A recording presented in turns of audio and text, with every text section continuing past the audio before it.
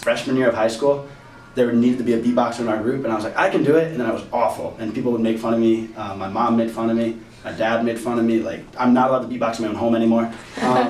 Yeah, but like you just keep doing it over and over and annoy everyone that you know, and eventually you get somewhere with this. I started singing actually in high school. I never did choir or anything, and then my sister told me to do it, so I was like, yeah, quit school.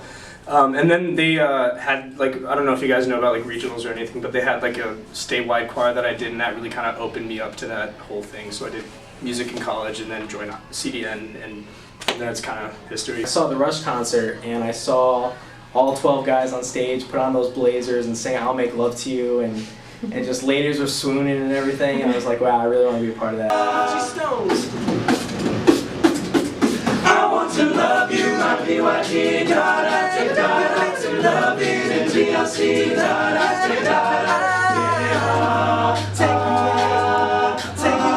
I'm in it for the music, but the ladies are a plus, I will say. When I think of my college experience, I don't even think of academics first. Like when people are like, what do you do at college? The first thing I don't say my major even first. I'm just like, I do a cappella. And that's kind of how I define the whole thing. It's,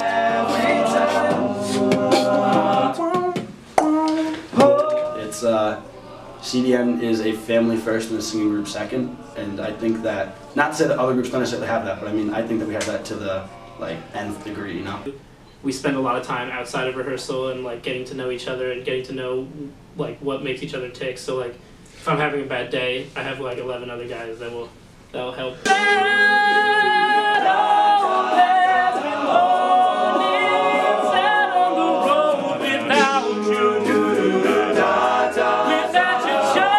I've been in many groups like growing up, like seeing as like singing is like my major and what I want to be doing.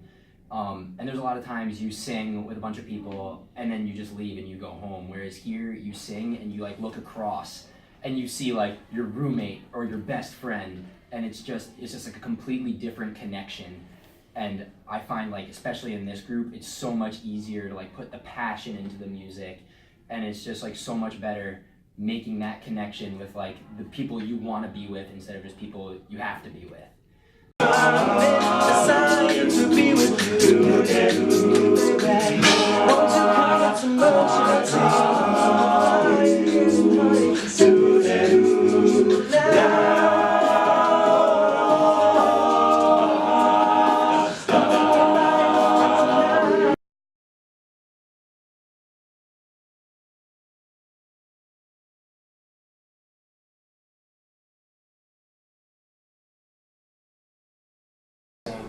But the memories that we've made on stage, off stage, on tour, recording albums or videos or anything, those memories will last forever, and that's really what means the most to me. Just being able to do something that I really love to do with 11 of my best friends.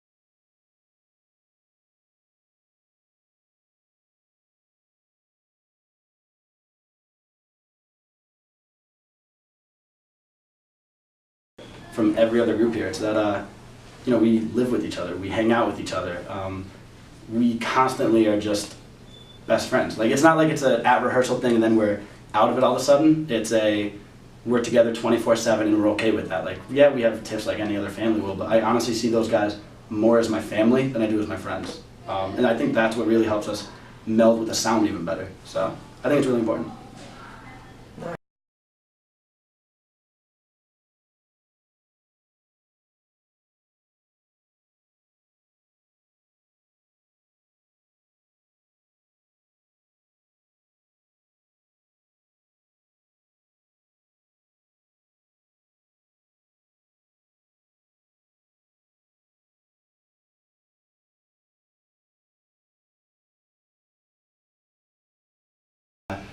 Ben, Jake, and Ishar. And those guys were like, they were just unique to the group. I can't say that like we lost, you know, oh, we didn't lose a bass section. No, we lost people, I guess, and kind of like members of it.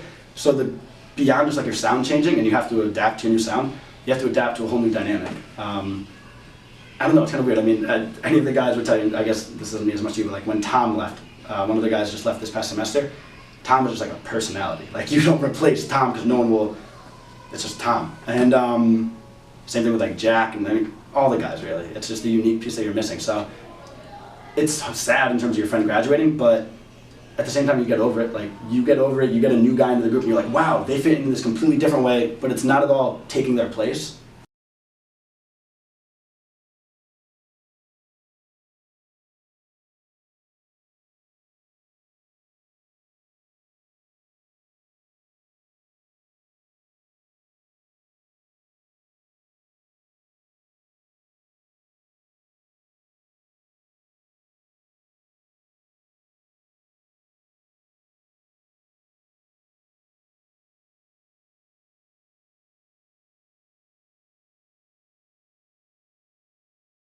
That it's more of a family. Yeah, that it's more of a family. We sing as much as we do, and we practice our butts off, and obviously we're all in the group because we love to sing, but we treat each other as brothers first, that we treat each other as family to each other, and that we love hanging out. It's more of chilling out with your friends and your family and your brothers than it is about making music. And music comes second, and it just kind of all falls into place. So.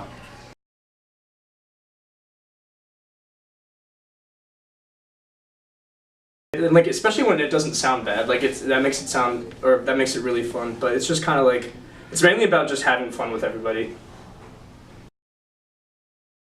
Every November, and like my first one, we went all the way down to like Nashville and stuff, and it was just like, aside from doing the gigs with other colleges, it was just like fun to just spend time with each other and just kind of sing. Nice. The thing that I missed the most. And actually, I'm going to be here for another semester on top of this, so I'll have a little bit more time to say goodbye, but it definitely made my college experience.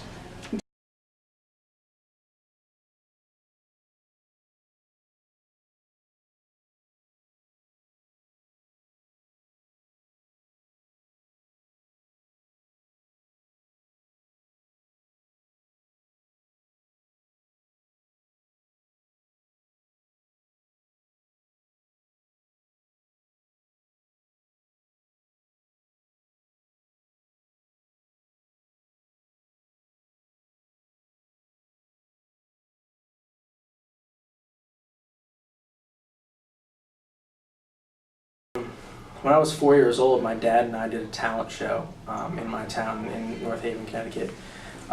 It was for like a volunteer firefighter charity event for like a talent show and everything. And we sang them already there. It was a duo by Lone Star. And that was the first time I ever really sang and performed in front of people. And I got such a rush. I absolutely loved it, and we were pretty good. I'm not gonna lie. So, and so the people in my town started to realize that I could sing. And then it was funny because in kindergarten, I remember I was 5 years old in kindergarten. The principal calls me down. I think I was in the middle of music class. The principal calls me down, and here I'm like so nervous. I'm like, oh, what did I do? I'm just a little kid. I go in his office, and he goes, I heard you can sing. I was like, what? Like really? And he goes, well, would you want to sing the national anthem for Flag Day? And I was like, what? That's crazy. And I was like nervous at first, and I didn't think I wanted to, and I kind of slept on it for a little bit, went home, talked to my parents about it, and they said, yeah, you should give it a try.